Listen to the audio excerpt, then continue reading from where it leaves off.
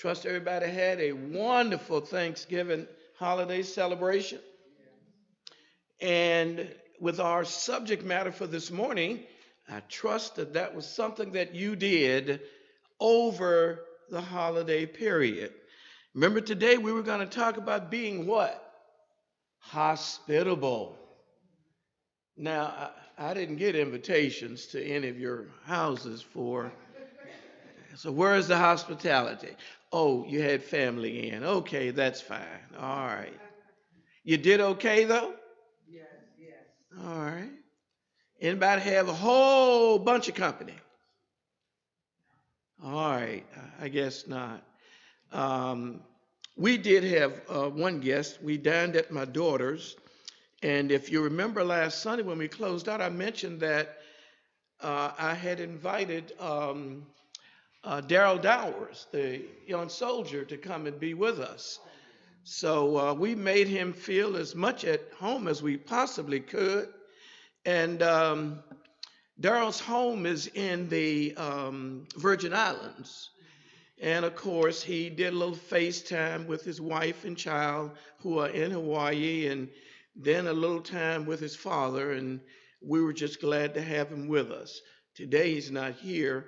One of his friends from home preaches at the church in, I think, Dale City.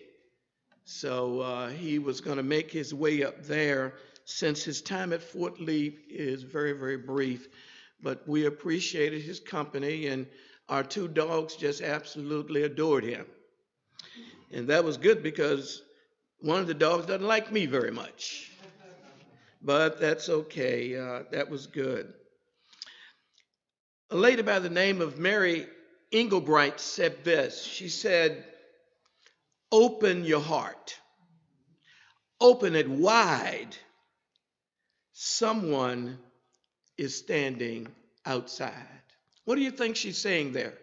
Open your heart, open it wide. Someone is standing outside. I believe what she's saying is that there are unlimited opportunities for us to be hospitable. You think that's on point, maybe what she's saying?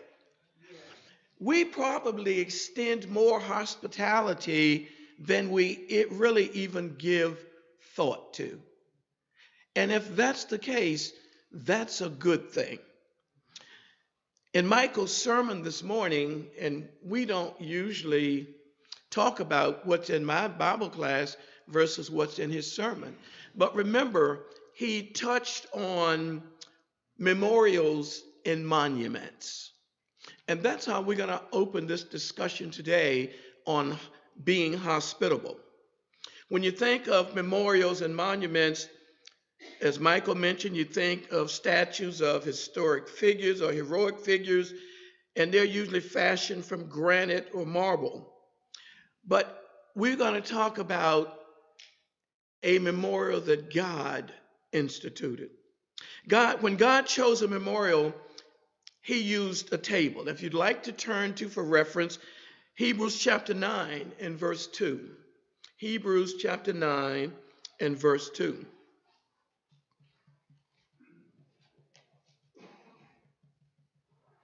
And here the writer says, "For a tent was prepared," the first section in which the lampstand and the table and the bread of presence. It's called the holy place. And in further description, on the left side of the sanctuary sat the lampstand, and on the right side was the table of showbread, the table of showbread on which rested the bread of presence. Anyone familiar with the table of showbread? Well, I thought it just kind of kept simple, at least in its description. The table of showbread was a table that God instituted as a constant reminder of his everlasting covenant with his people. Look at John chapter 6, verse 35, if you would. John chapter 6, verse 35, and I'll touch on a couple of others while I'm over there. But in the book of John chapter 6, verse 35, here a discussion both from John and, of course, Jesus. And one basic part of this discussion is the bread from heaven. And verse 35 says, "And Jesus said to them, I am the bread of life. He who comes to me shall never hunger, and he who believes in me shall never thirst." If you want to go down, look at verse 48 as well. Jesus reiterates here, he says, I am the bread of life. I am the bread of life. And if you go over to verse 58 of the same book, Jesus says, this is the bread which came down from heaven, not as your fathers ate the manna and are dead. He who eats this bread will live forever. And this, again, is the promise that God made to his people, to his children. And this table of showbread, this table was made of acacia wood. Acacia wood is a wood of the country of Australia. It's a very hard wood. It's durable. It's smooth and it's easy to finish. And this table that was made of acacia wood overlaid with gold to convey the preciousness of it. The dimensions of the table were about 3 feet long, a foot and a half deep, and maybe 2 feet 3 inches tall. And on this table of showbread, there were 12 loaves of bread. 12 loaves of bread. One loaf for who do you think? Each of the tribes of Israel. Now, fresh loaves replaced the old ones each Sabbath day.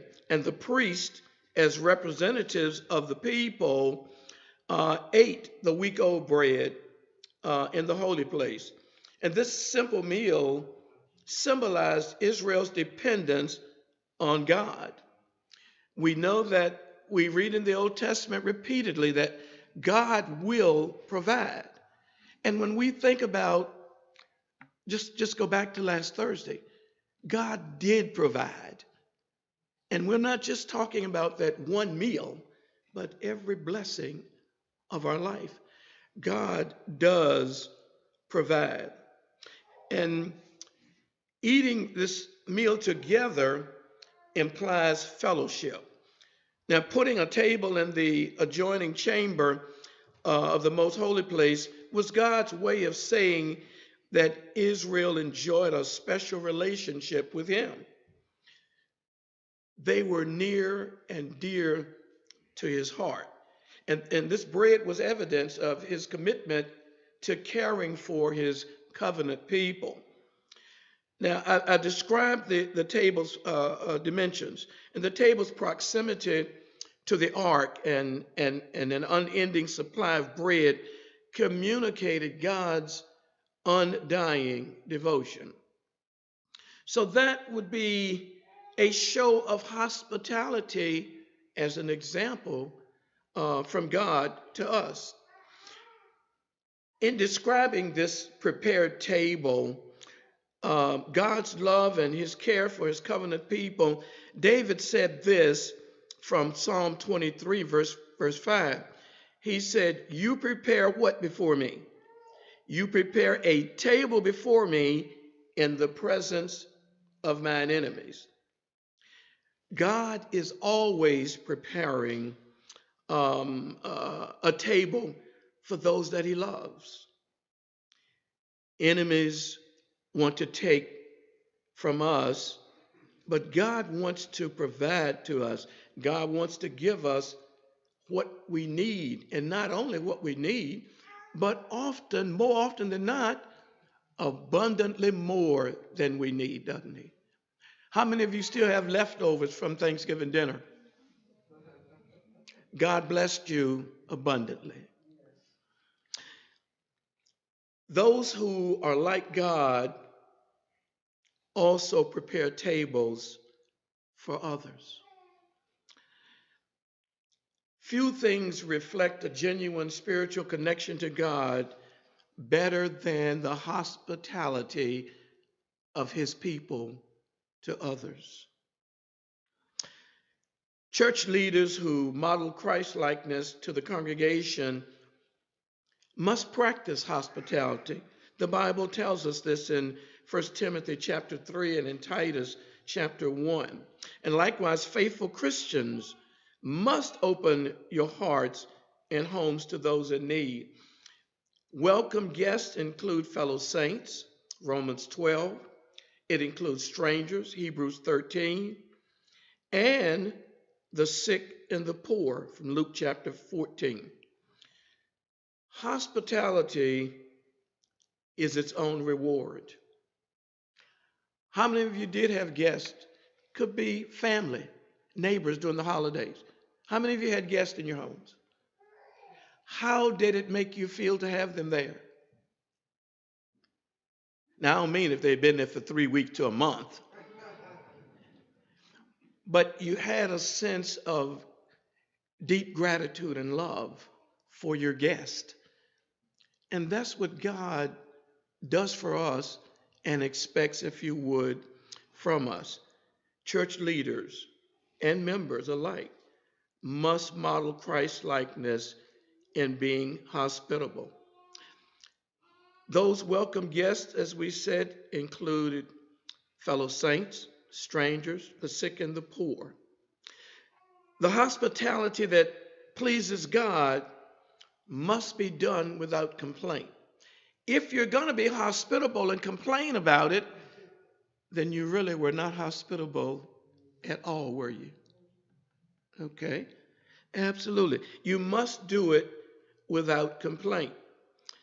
And the hospitality that pleases God is a hospitality with a deep and genuine love. That pleases God. It's motivated. If you do it for opportunism purposes, then God is not pleased. And that's for self-interest and self-motivation rather than the grace and the empathy to which God expects of his people in giving to others as he's given to them. Now, we know that prepared tables are about fellowship as well as food. Knowing you have a seat waiting for you at a Thanksgiving meal is one of the greatest joys that we look forward to every year.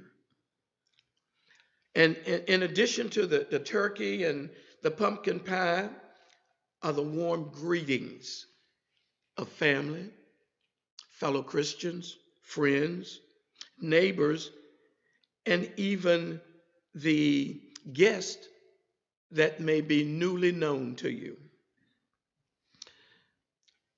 You have special touches that you put, like your centerpieces on the table and the napkins and the napkin rings. And this conveys that someone wants that the people that you've invited feel special because of how you have decorated and put things in order. These adornments are signs of affection and appreciation. Now, some people, you can go to their homes year round, and if they have a dining room set aside, what does it look like when you go there and there's nobody seated at it? More often than not, what I see is it's always ready for what? For special guests. Always ready. I remember my wife said once, how come our house didn't look like so-and-so's? I said, we had a bunch of children. They didn't. And children can rearrange stuff and you not know it. Or certainly with children, there's always evidence of what? The love of children in their house and home. And it shouldn't be what? A glass house where they cannot be children. So yes, Some people's tables are set at all times. And that's so that they will never miss an opportunity or chance to extend hospitality. My mother used to say, you never know how you're going to come home. And I remember the day that my father died in the accident. The first thing my mother said walking up the walkway was, you always have your house ready for guests. Because when we got out the car, there were probably 100 people in the front yard. So today, yes, I still live by my mother's philosophy. Leave your house so that guests will be welcomed at all times, because you never know when that opportunity may come up. It could be sudden, it could be unexpected. So rather than having to decline the opportunity to receive guests in hospitality because the house is not ready, you can calmly have people over at the drop of a hat. And even when things are not as tidy as you would like, you don't refuse the extension of hospitality because of that.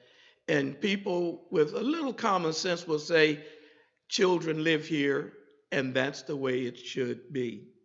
Too often we worry, and we worry about being judged rather than the conversation of being gracious. Those are the things we worry about.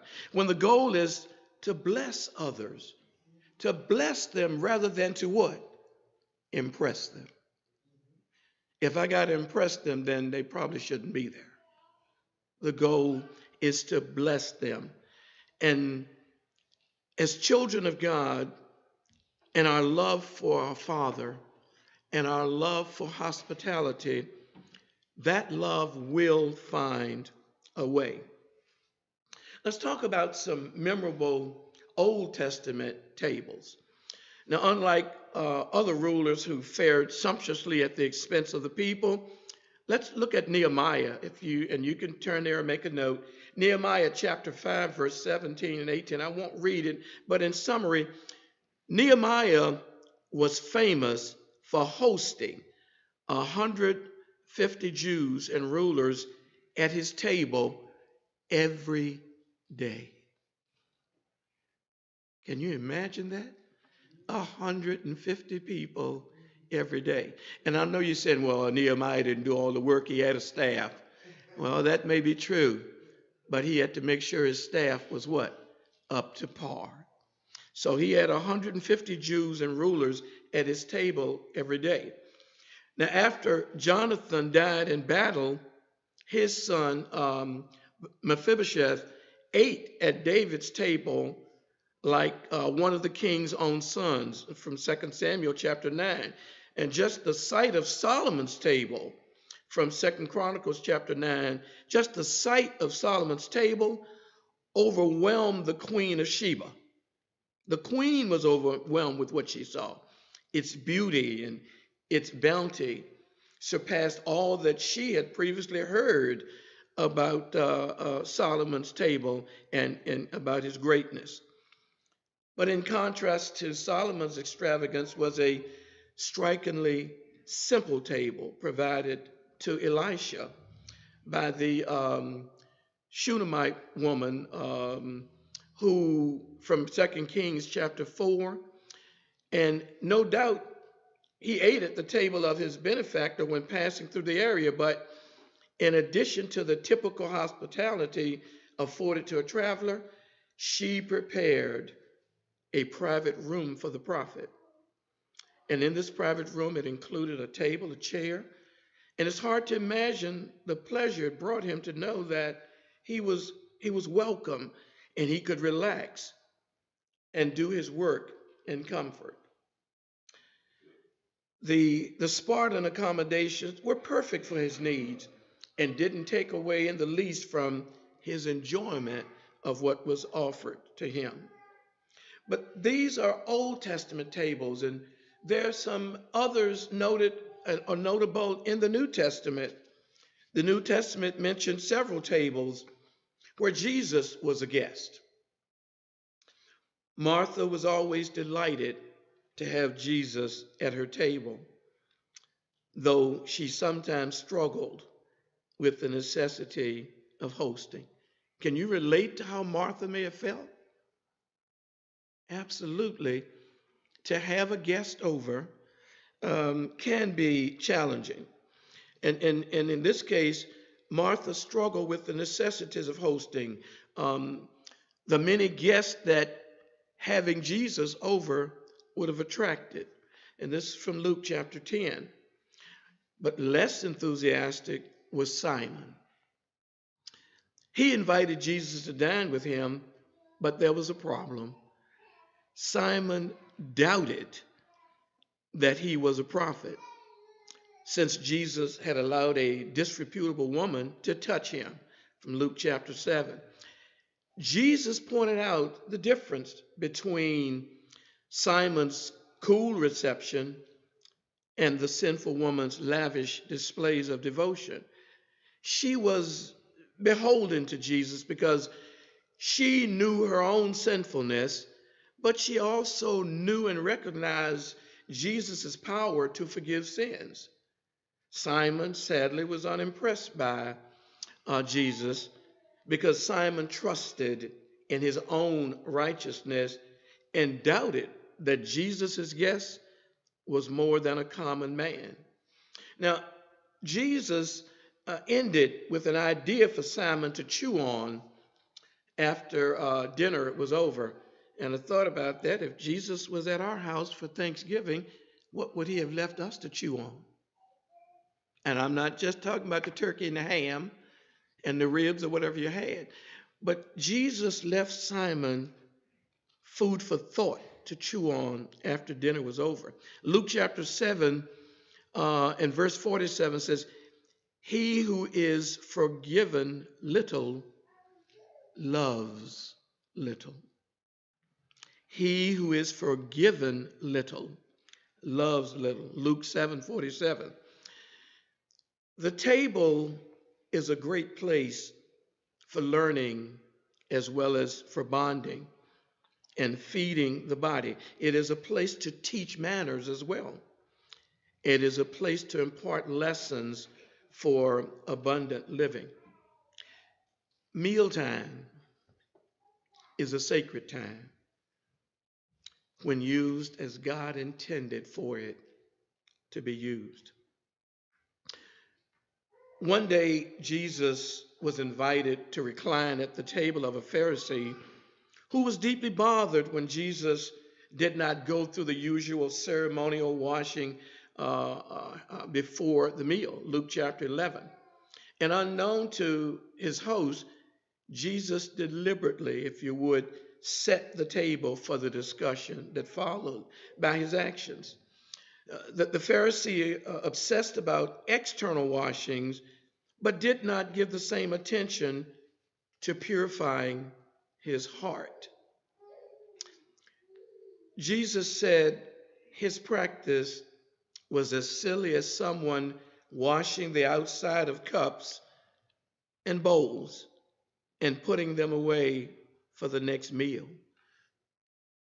Oh, I thought Margaret heard that. I saw that squinch and say, you just rinse it and put it away, and when you take it out for the next meal, what do you usually have?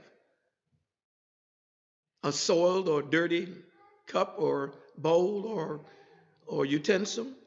Absolutely. And we know that when you see that, or if your guests see it, you're certainly embarrassed, and the image could be as repulsive as it is ridiculous. But that's precisely what many do as vessels of God. Now, we know that hygienically speaking, if you could wash only one part, would it be better to wash the inside? Think about it. I know sometimes I may be drinking a cup of coffee, and what is it? Was it Sanka, good to the last drop? And when you get to that last drop, sometimes what do you see in the bottom of the cup? Coffee grinds. So imagine you just rinse the outside of the cup until your next extension of hospitality. And when those cups at the table and your guests see, ew. Have you ever gone into a restaurant and they brought you utensils wrapped in a nice napkin, and the first thing you saw was stains? Do you use that silverware? Not me. Miss, I need more silverware. Okay. So that's repulsive. And this was a message or a lesson that Jesus was saying to this Pharisee. So the Pharisee, again, was obsessed about external washings, but didn't give the same attention to purifying his heart. And this is not only a message to him, but it's a message to us. And I thought about it. We bathe regularly, and it's great that the outside of our bodies are clean. But what if you don't purify the heart inside? What have you gained? You've gained a clean body, but God needs your heart to be cleaned and purified on the inside. On the inside. So their primary concern was their traditions, their scrupulous traditions in keeping those traditions, but less painstaking in caring for their neighbors, less painstaking about being hospitable. The primary concern was their image and not their fellow man. The Bible teaches us that justice and mercy spring from what type of heart? A pure heart. That's what God expects of you and wants you to have. So I ask you this question: how clean is your cup? How clean is your cup? On the inside, more specifically, as opposed to the outside. So don't be fooled by the shiny appearance as it sits on the shelf where all can see. Pull it down and look a little closer. Peer inside. And then you're probably saying, a little more soap, please. A little more soap is needed. When lawyers in attendance protested that Jesus had insulted them, he did not give an inch. Instead, Jesus took the conversation even deeper, and even deeper by pronouncing woes upon them that that they should, if they should not continue in their own behavior as they are doing. Jesus provided specific examples of their wrongdoing, and he did this to urge them to live right, to repent of the way you have lived. Turn around your life. Jesus urged them to do that. And you know, on some tables, on some occasions, I should say, table talk can provide accountability for those who need a better grasp on reality. And sometimes we have to do like Jesus did, deliberately set things in motion with a specific goal in mind. Show how your heart is, and hopefully they will see the glory of God in how you live and who you are.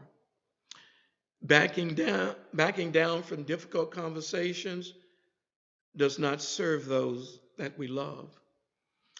Nagging is counterproductive, but honesty provides food for thought when it is timely and when it's motivated by genuine interest in the other's well-being. So here, looking at noteworthy tables from the New Testament tables. Where's your table in all this? But there's also an unused table. A prepared table is a beautiful thing in God's eyes, but in contrast, an overturned table is a pitiful sight to behold. Matthew chapter 21 and verse 12. And a misused table is its own kind of tragedy, from 2 John chapter 7, 1 Corinthians as well. Yet the saddest table of all is an empty table. Saddest table of all. Matthew chapter 22, verses 1 through 3. Here Jesus again is talking, and Jesus spoke to them in parables, saying, the kingdom of heaven may be compared to a king who gave a wedding feast for his son and sent his servants to call those who were invited to the wedding feast, but they would not come. And let's look at this a little more detail. The setting of the story is a time of supreme joy. A father is preparing a celebration for the wedding of his son. The host is the king of the realm and his son the prince. The food has been carefully prepared by the skillful chef, including things such as choice beef and oxen on the menu. The table has been set. It's been decorated for the honored guests. Everything is ready. Invitations were extended. And now the servants are sent out to notify everyone on the guest list that the feast is ready. But there's one problem. Anybody know what that problem is or was? Huh? No one came. No guest. Wow. All of this. And nobody showed up. Assuming that there's been some misunderstanding in the invitation process, the host sends out more servants. And for Matthew 22 and verse 4, he says, tell those who are invited, see, I have prepared my dinner. My oxen and my fat calves have been slaughtered, and everything is ready. Come to the wedding feast. But guess what? Still no guest. What was the problem? Well, the host assessed it, and could it be that there was dereliction of duty by the servants and not conveying the accurate message, the accurate date and time or place? Not a miscommunication as was determined. The guests simply declined to come. They went about their daily affairs as if nothing special was happening. They overlooked the magnitude of the occasion and the honor of the invitation. And as a result, they insulted the host and proved themselves to be unworthy of his generosity. That's the empty table. The empty table was a reflection of their empty hearts. If the table is empty, it also has empty seats, doesn't it? Almost as sad as an empty table is an empty seat that ought to be filled. Judas enjoyed a place at the table of Jesus and his apostles, but one day we know that his spot went unfilled. Acts chapter 1, verse 20. For, said Peter, it is written in the book of Psalms, may his place be deserted, let there be no one to dwell in it. When Judas betrayed Jesus, he gave up his place at the Lord's table. What about you and me? Can we do as Judas did? Maybe not necessarily in the exact way that he did, but we can. And that would be a very sad time, to give up your place at the Lord's table. But the problem is not always with the guest. You see, you remember that the king was concerned that his servants might not have fulfilled their duty. So he sent out different servants to make sure that his message was received. Well, let's look at this in respect to the church. In the church, we're servants who call others to take a place of honor around the table of the Lord. Jesus is the prince, and his Father, God, is the king. And he bids all to come to the wedding feast. Through evangelism, through hospitality, you and I should do our part to furnish the wedding with guests. There's danger in that we may become so concerned with my own seat at the table that I forget about my sacred duty as a Christian. Think of the rich man who denied Lazarus a place at his table, only to lose his own seat in Abraham's bosom. Luke chapter 16. Recall the angry older brother who would deny his younger brother a place at his father's table. Luke chapter 15, verse 25 on. Or consider the Pharisee whose chief concern was securing a place of honor for himself at the table.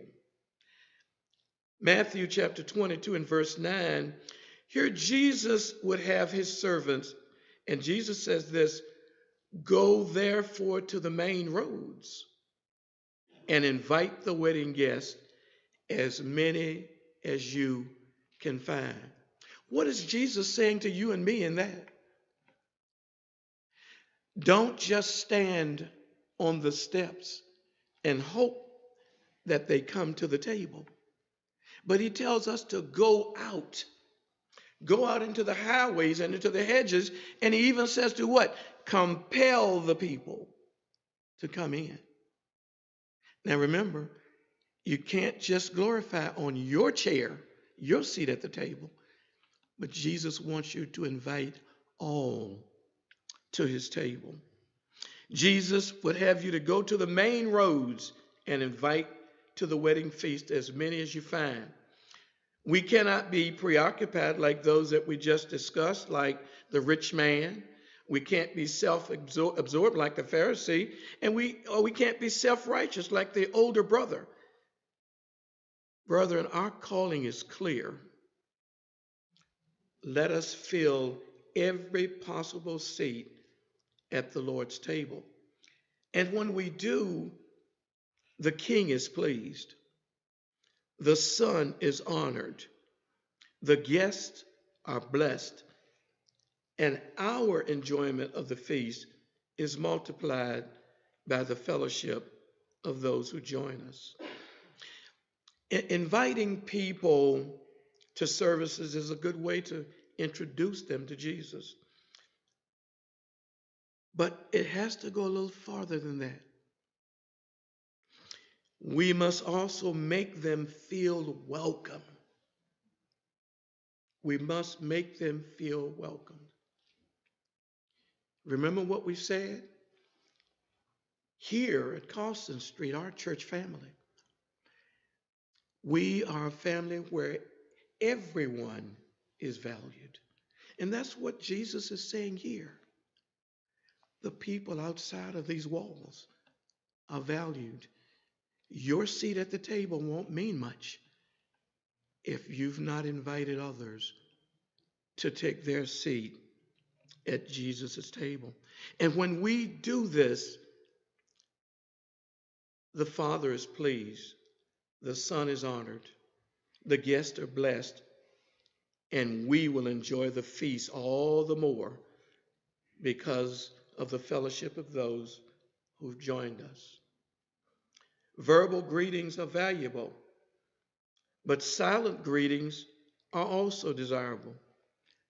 A smile from across the room or one side of the vestibule, or when someone walks past you while you're seated, a smile, a nod with a smile, a wave showing welcome. We're glad to have you here. Consider one silent signal, and that's what a smile is. It's a silent signal to let people know that you're glad to have them there with you. When you were a kid, did you hate being at the end of the line? Well, think about it. You go to school, and generally lower grades, you march in a line, and you often see the kids doing what? I guess Lisa can relate to that. They jockey to get to the front. So you got to kind of have a little control. What happens when somebody gets in front of you? How do you feel? Not good. Where am I going with this?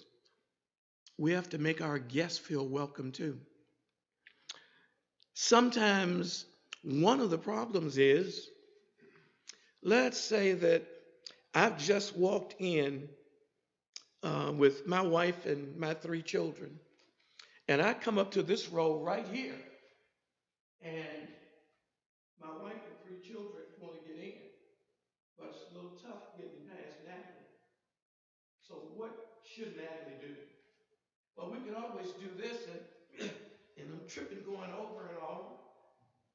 That's because Natalie likes the end. Well, y'all didn't know where I was going with that, did you? What would be the easier thing to do, Natalie? Scoot in. Scoot in. Because you're saying to your guests, it's special for you to be there. How often are we willing to give up our honored seat? Well, it's really not your honored seat, is it? No. It is the honored seat to our guests whom we want to please because we want them to come back, don't we? Simple little things can be so important. When fixing sandwiches, did you ever end up with the sandwich that had the end of the bread? Why do you even put end in a loaf of bread? Nobody eats it. Here we go with the end again. But yet I'm told the end is the healthiest piece of the entire loaf. There we go with that end of the seat. Most people do not like ends, but there is one exception, particularly when it comes to church. Everybody loves the end of the pew. Why do you think people love the end of a pew? Well, not that we have pew benches, but what's on the end of a pew bench? A what? An armrest. Well, now with our new seating, we don't have that fight anymore, do we? Well, a couple of people have armrests, and they earn them because sometimes with a little age, it's a little hard to get up out those chairs without an armrest. But it was the same way with pew benches, right? Unless you were on the end, you just didn't have that aid.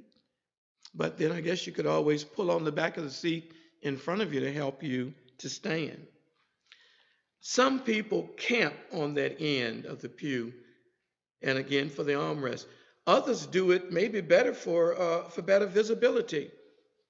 Or maybe you're one of the impatient people, and when the closing prayer, amen, it said you want to quickly get out. Well, the building's not on fire, so you don't have to quickly get out.